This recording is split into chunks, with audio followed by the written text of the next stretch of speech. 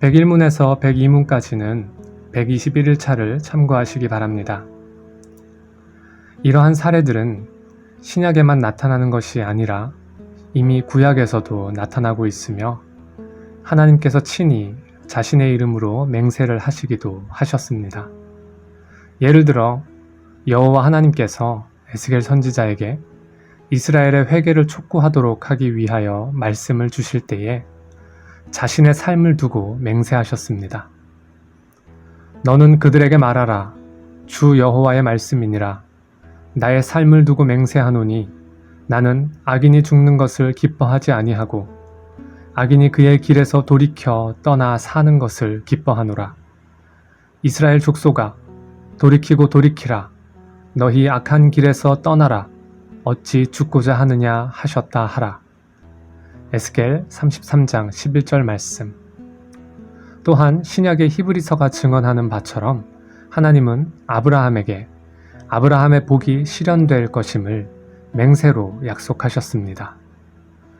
하나님이 아브라함에게 약속하실 때에 가리켜 맹세할 자가 자기보다 더 큰 이가 없으므로 자기를 가리켜 맹세하여 이르시되 내가 반드시 너에게 복 주고 복 주며 너를 번성하게 하고 번성하게 하리라 하셨더니 히브리서 6장 13절에서 14절 말씀. 하나님께서 스스로 맹세를 하셨다는 사실은 자연스럽게 구약의 성도들로 하여금 생활 속에서 진실을 확인할 때 맹세를 하도록 했던 율법의 가르침에 그대로 반영이 되어 나타납니다.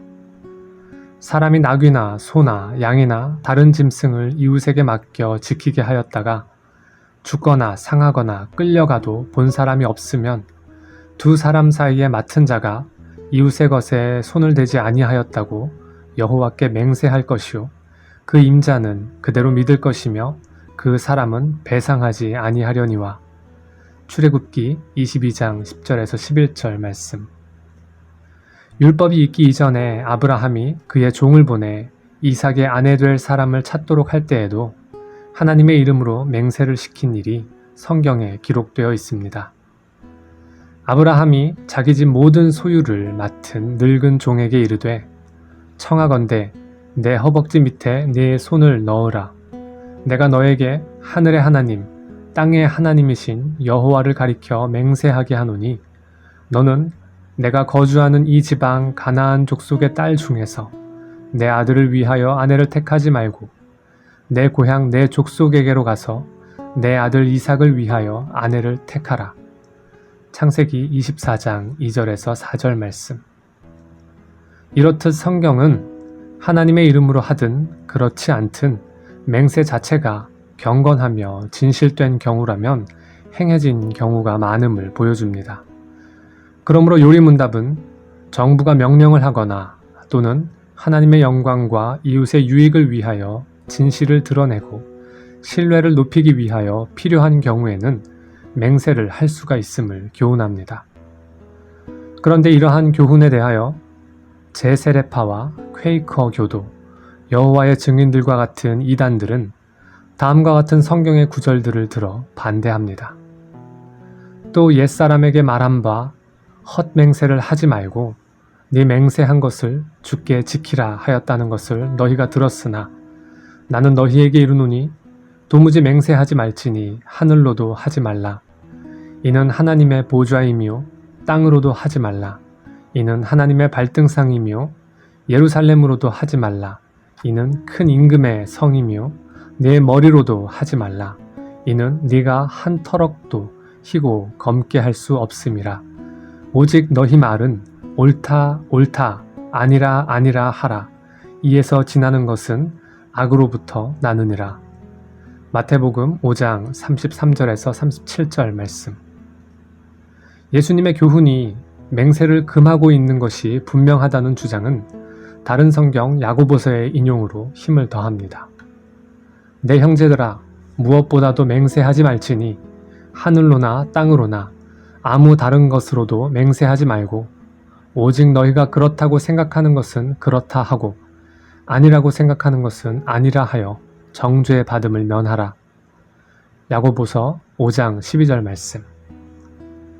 만일 예수님과 야고보 사도의 교훈이 어떠한 맹세라도 무조건 금하는 것이라면 그것은 앞서 살펴보았던 성경의 많은 사례들과 분명히 충돌을 일으키는 것이 분명합니다.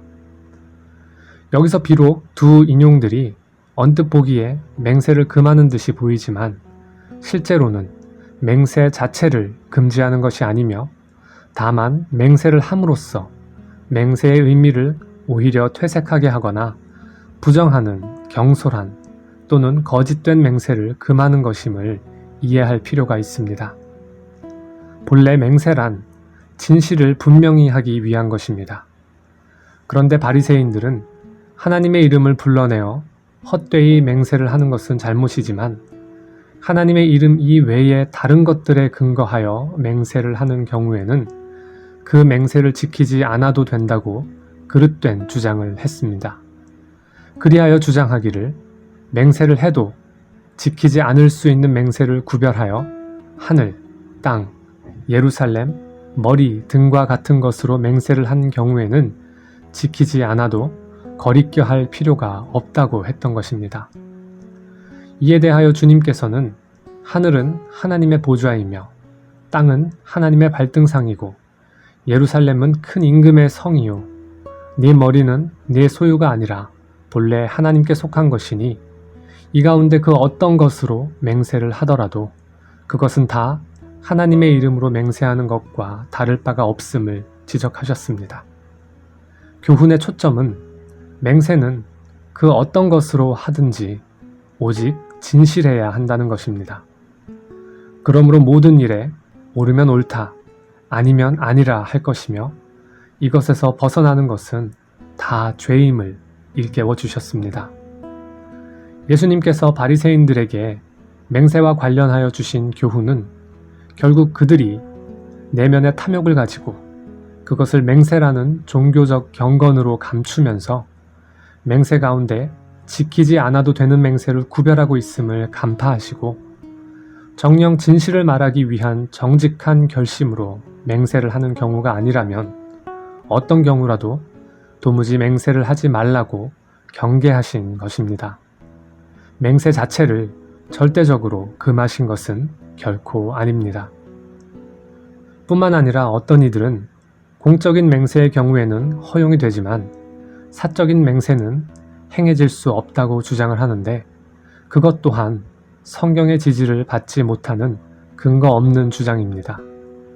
실제로 야곱과 그의 외삼촌 라반이 서로 해하지 않을 것임을 하나님과 이삭을 두고 행한 맹세나 보아스가 룻에게 기업 무르는 것에 관하여 우선적으로 책임을 져야 할 자가 그 책임을 감당하지 않을 경우 자신이 기업 물을 자의 책임을 이행할 것이라고 여호와의 살아계심을 두고 행한 맹세 등은 사적인 것이기 때문입니다.